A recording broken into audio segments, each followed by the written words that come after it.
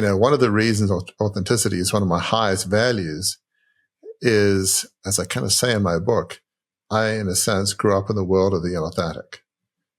Again, my parents were prominent folks, given that my dad, for most of my growing up, was chairman of John Fairfax Limited, this iconic media company that had newspapers, magazines, newsprint mills, radio stations. It had the equivalent in Australia of the New York Times, Washington Post, Wall Street Journal.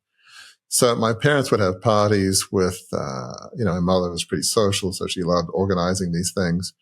They'd have parties with ambassadors, prime ministers, politicians, leading business figures, and occasionally even visiting folks from Hollywood. And I guess because my parents saw me as the next generation, that even at a young age, 10, 12, or what have you, I'd be invited to attend these parties. They wanted me to be around and just see what that world was like and just, be ready for my future. And so often people would just try and impress each other with how brilliant they were, the deals they'd done, the important people that they knew, in Europe or Hollywood or wherever. And it was just so fake. Ever since, I've just had no desire to be around people that want to boast like that. I want to be around real people. So I don't really hang out in those circles.